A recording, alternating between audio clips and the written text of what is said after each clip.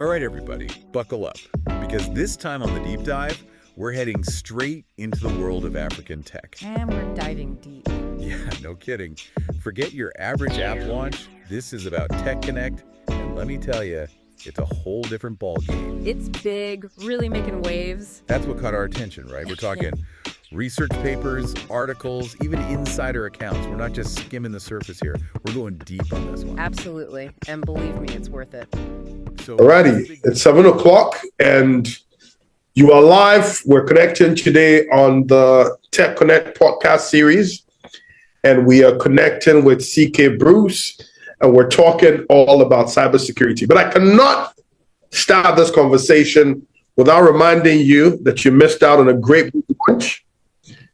Ladies and gentlemen, we're live with Dr. Busiako at the British Council, and there was a lovely book launch. This was on the 10 Commandments for Sustainable National Cybersecurity Development. And in fact, the man has promised that he's going to engage with us on Texonnect Voices and answer some key questions about developing the blueprint for cybersecurity in any nation in Africa. So you don't want to miss that. As you know, we're represented hard and live at the book launch as Tech Connectors, and we all got a copy of this, what I call this Bible, this mini Bible for cybersecurity. So kudos to Dr. Busiako and the great work he's doing. Now, before we hear from Dr. Busiako, it's important that we talk to the legend, my man, CK Bruce, to, start paving the path to some serious engagement around cybersecurity. Last month, October, was Cybersecurity Month, and this year, as we go on, we're going to be dealing with a lot of critical issues. Last month, in fact, the cybersecurity strategy was launched on the 1st of October, and I hear it's making a lot of waves. You also know that Ghana has done some serious reviews and serious accolades because of how we've been ranked recently in cybersecurity. So cybersecurity is serious stuff. And with the proliferation of AI and everything else, it's even getting more serious. Now, we have a lot of young people excited about cybersecurity and wanting to get into it, but do they truly understand what they're about to go into? Do they truly understand the terrain? Well, I don't know. And that's why we have an expert here, CK Bruce, one of the legends, like I said, here to answer a few questions and set the tone. We're going to be having a number of other experts talking on this subject. It's very important that we take note of that. So, CK, welcome. Thank you so much. Can you tell us a little bit about yourself? I mean, there are some of these people that don't know how far you've come, where you've come from, and I actually started my cybersecurity journey back in 1998 with selling Sophos antivirus. So, I mean, a lot of people might remember that, I was selling Sophos antivirus to them. And I was also doing data recovery, So during that time, hard disk crashes were one of the fearsome risks that a lot of the IT managers were suffering. So I was offering data recovery services. I was offering it through I've forgotten the name of the company. It will come back to me. I've forgotten my partner. It's a UK-based company that we were shipping the hard disks to do data recovery. So I've come a long way, and over the years we've started doing. I remember one of the ICT conferences, we were doing ICT for government. That was in the early 2000s. We did that. And then I was also publishing a newspaper, CTN, Computer and Technology News. Interesting. Which I published for about 6 or 7 years. But it got difficult. Ghanaians don't like to read. So yeah, it got tough. And then I I stopped. But it was religiously coming out every month. For 6 or 7 years. Yeah, and then so those are some of my early days exploits. Okay. Interesting. And when did you decide to get into cybersecurity? To be honest, I didn't. Okay. It just happened. It just happened. In fact, even me going into technology actually just happened. I thought I would go into law, but I wasn't clever enough to get into it. One thing led to another. I traveled to the UK. I did a couple of courses in technology, and then I was accepted at Oxford Brookes University. I honestly thought that the course that I did was software engineering and information systems. I honestly thought we were going to play games all day. That's a thought. That's a thought. But hey, So you've come from far. I mean, currently, what would you say the state of cybersecurity in Ghana is? I mean, can you provide an overview of the current cybersecurity landscape, and what are some of the biggest threats organizations and individuals face today? I remember in the Texonnect conference, the first meeting event that we had, you talked about the seriousness of brain drain when it comes to the area of cybersecurity. They had a lot of us on the tip of our seats, scared and panicking. Yeah. But what is the state of cybersecurity right now? I mean, the threats are definitely there. There are serious threats from local actors. I mean, for a lot of the time, we think that this side of the world, we are not a target, and the actors from Singapore, Malaysia, Hong Kong, Ukraine, they are targeting the big businesses in Europe and in North America. So, Ghana, we are not a target. I mean, which is true from that perspective.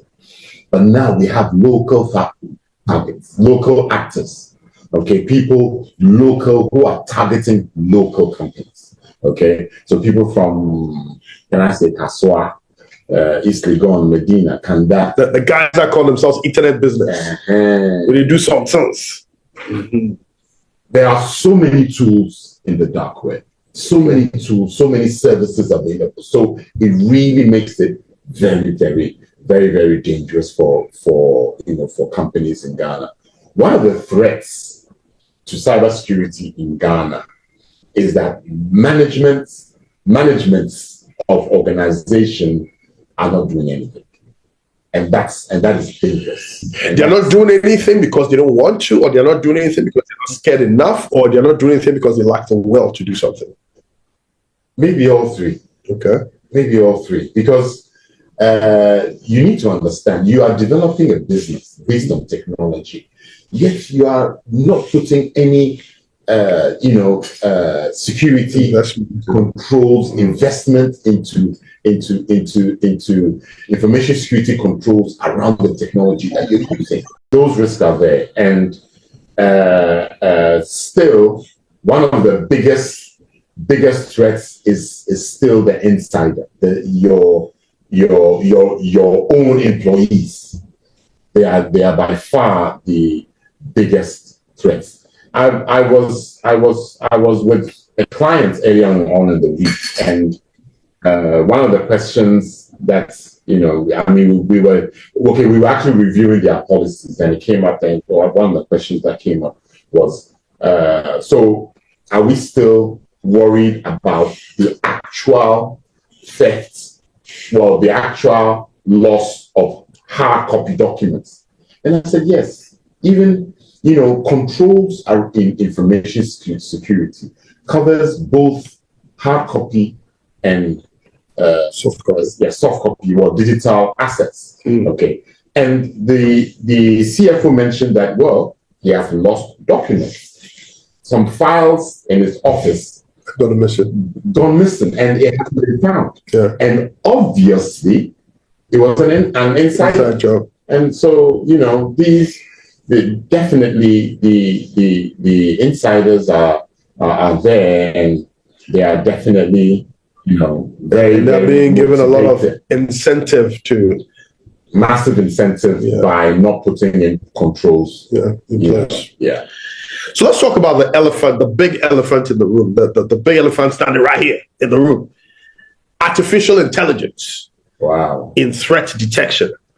How is artificial intelligence being used to enhance threat detection and prevention? And are there any associated risks? I think first, let me talk about AI in cyber. In cyber crime. Okay. Yeah. Charlie, it's wild. I mean, one of the attacks that we all get is phishing. Okay. Right now, AI can enhance phishing and create an automated delivery of phishing messages. Okay, so it's scary. I've seen. Well, not. I haven't seen. I've read about AI using malware using AI to evade, controls. Yeah. And that makes it very, very scary. Yeah. Okay. Yeah. But I think perhaps the most scary one is deep fake videos and deep fake voice. Yeah. Okay. So effectively, somebody can fake your CEO and you'll have a full conversation with your CEO. And you don't realize that. You won't know. You just reminded me of this tool, this AI tool we used to generate that looks like a full-blown BBC conversation. And you can imagine the kind of panic you can just set off, pretending that, your organization is being talked about by BBC for some big scam that happened and create all sorts of panic, right? And all somebody has to do is pick up a phone call and say, hey, you know what? Didn't you hear what he said on BBC? Can you give me this so we can plug it? And people will be giving up information without thinking twice about it. I mean, seriously, the deep fake voice and videos, it is scary. And it is very difficult to actually discern whether this is a fake or this is actually my boss telling me to wire $1 million to a different account. Yeah. Okay, so it is really scary. And AI. So one of the things about which is sacred in security is passwords. Okay, we need to put access control on everything. Okay, and that is the bedrock of cybersecurity, of security in general. Okay, and one of the things, I think everybody knows that no password is safe.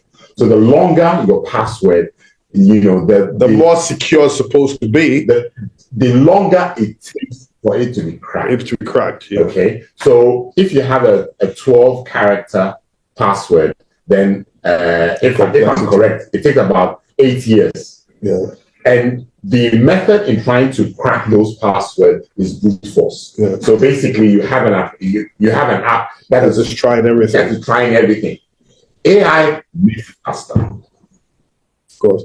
And AI doesn't only make it faster. I think it also can forecast or predict what is the more likely as opposed to just trying everything. Yes. Right? So I mean the combination of based on the data of you it has. So that is scary. Yeah. That is also scary. Yeah, yesterday Michael Hansen was talking about big data and how much the data you have allows for more better predictions, which we're not even being able to surface. Yes.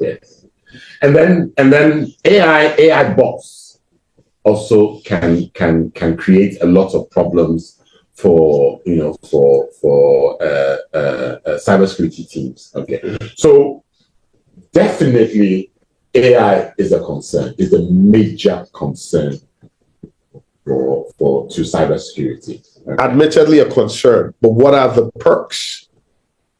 How does AI help us to be better at detection?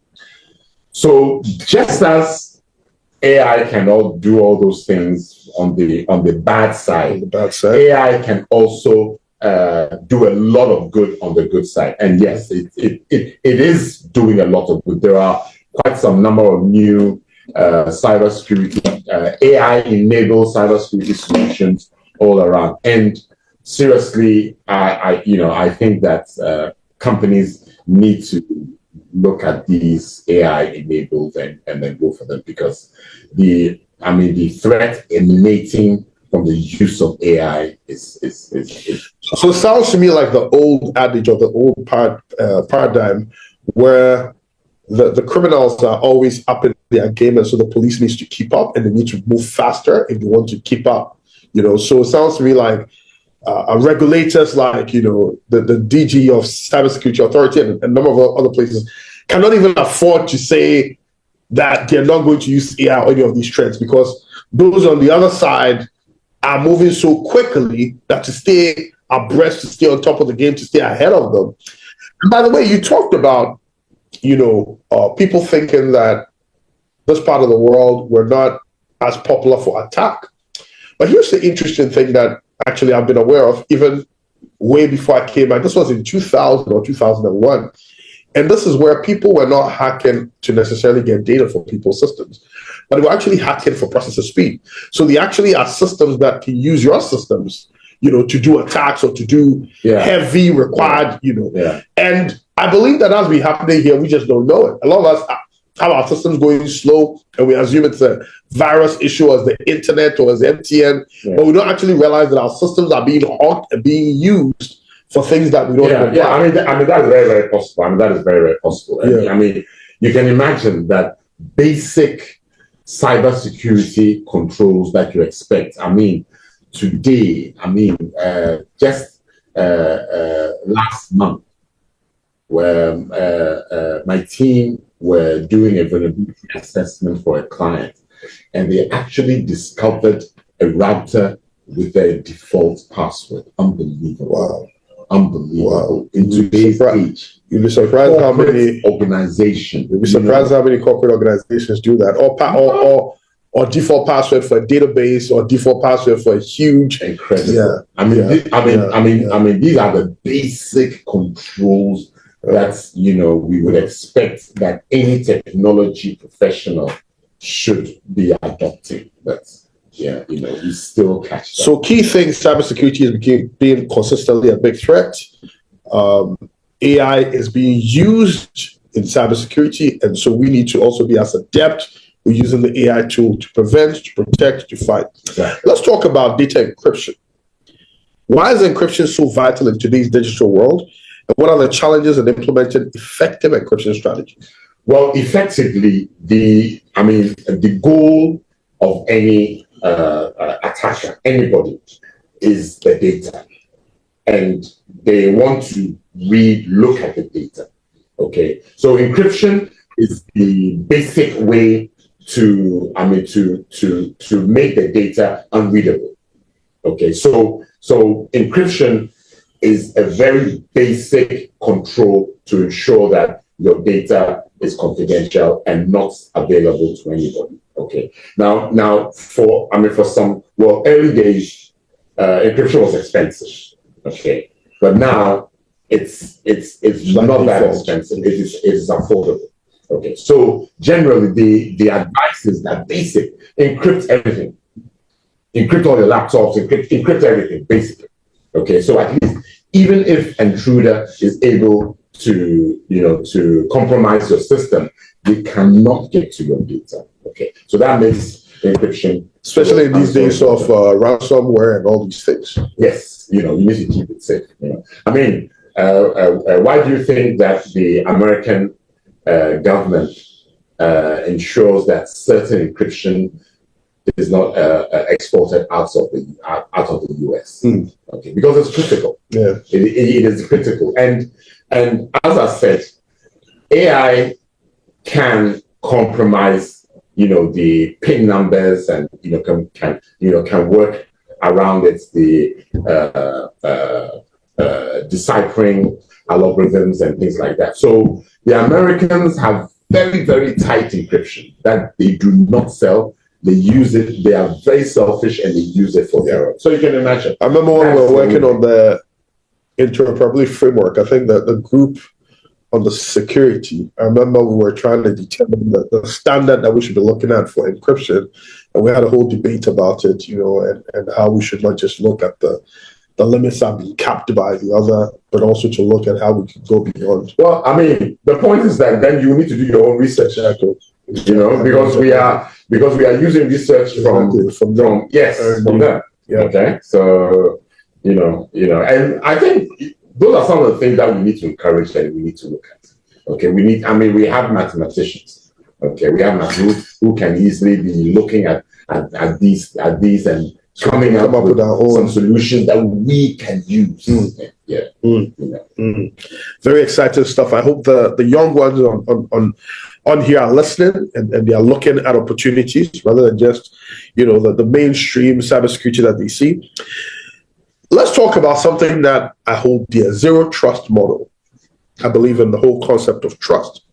Can you explain the concept of the zero trust security model and why it's become such a popular approach in managing identities and access? Early on this week, another client, and we were talking about who should have access to data.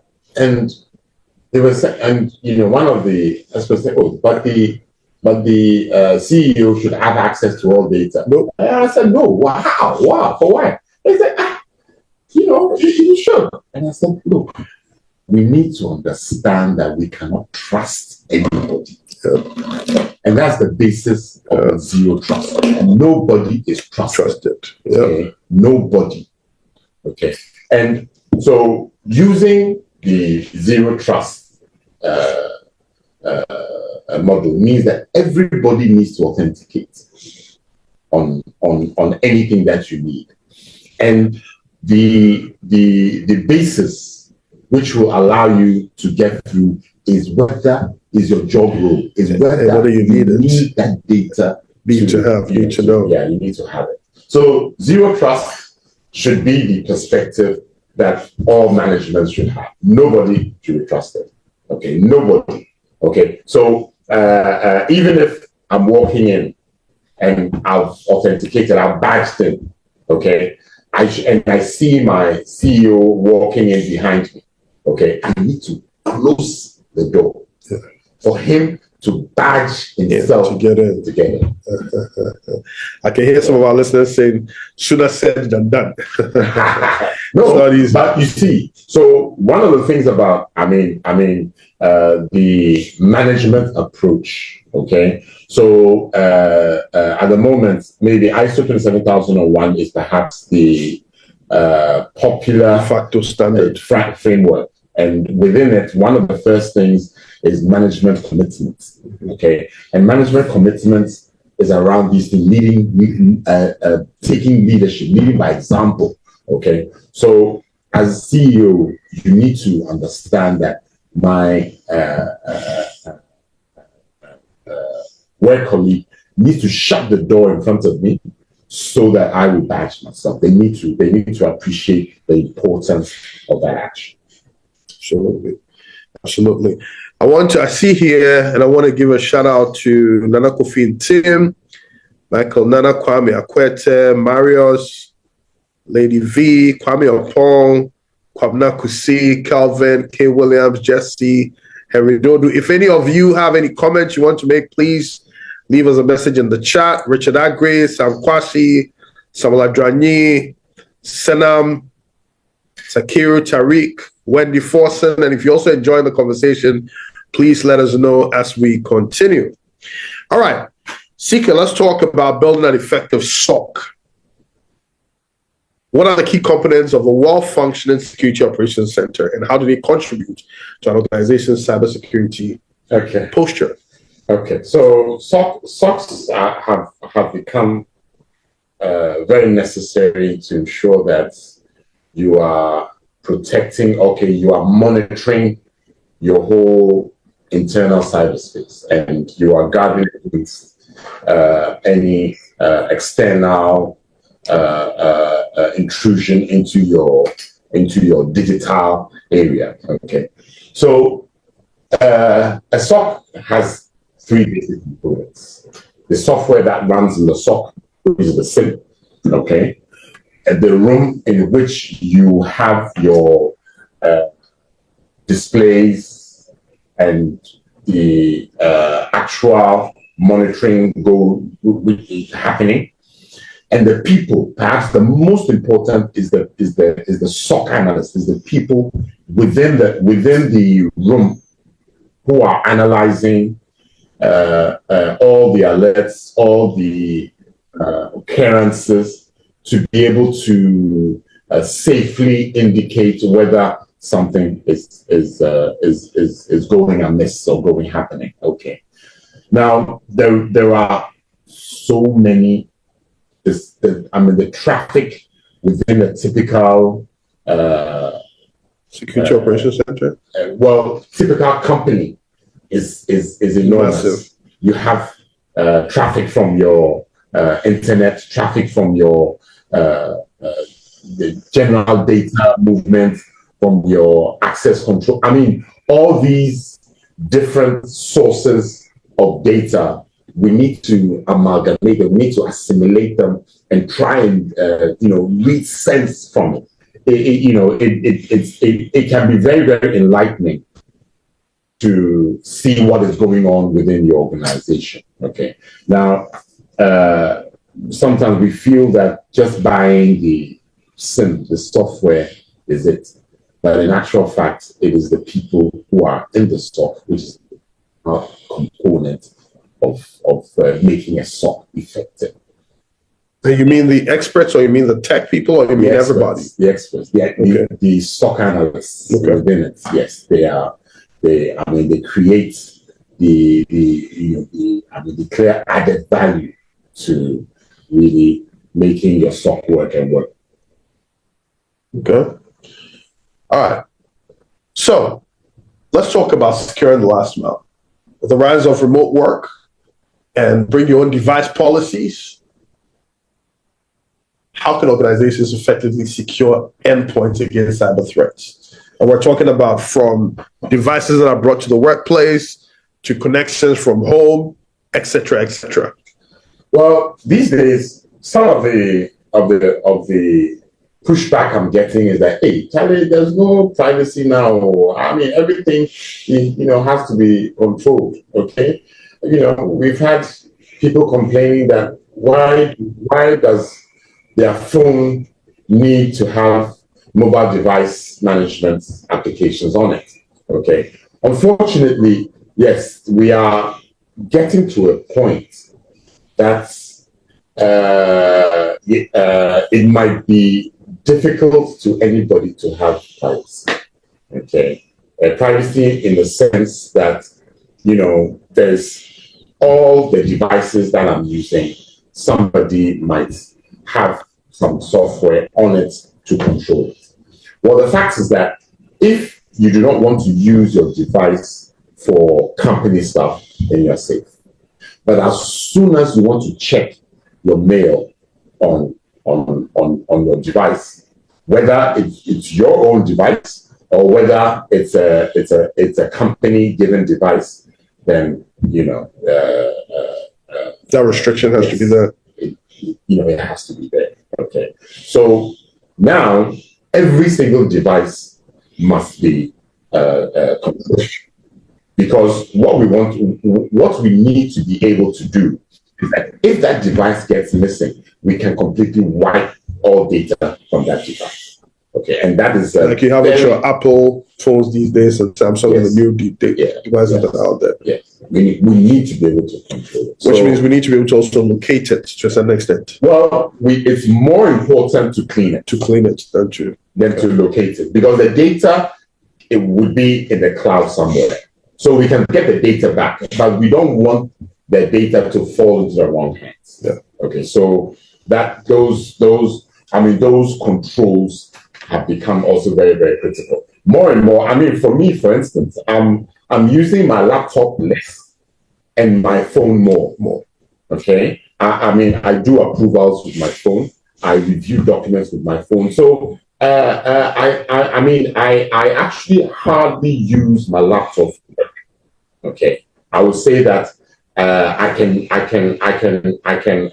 go without seeing my laptop for a week, but my phone 5 minutes is not. It's not. So it's much more vulnerable. Yes. CK, very quickly. I mean, one thing we try to establish in TechConnect is that we're all about building African solutions for Africa and beyond.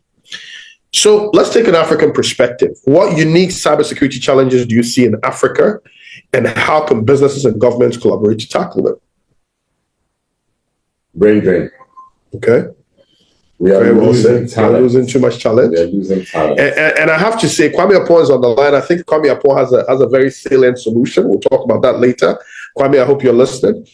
And next, future trends. What upcoming trends or technologies should we be watching in the field of cybersecurity? Well, AI. Okay. AI. I mean, AI is recent.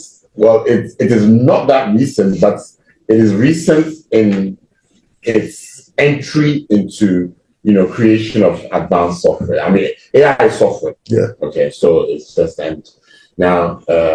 So it's going to create new trends. Okay. And at the moment, I mean, none come to mind specifically. What some of them, but we are in a phase of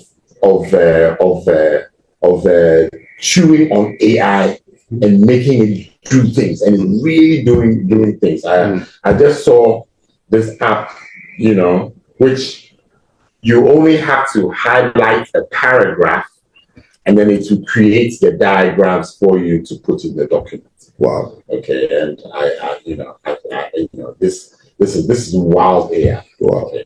Similarly, of course, ChatGPT is still giving crappy diagrams, but we'll get there.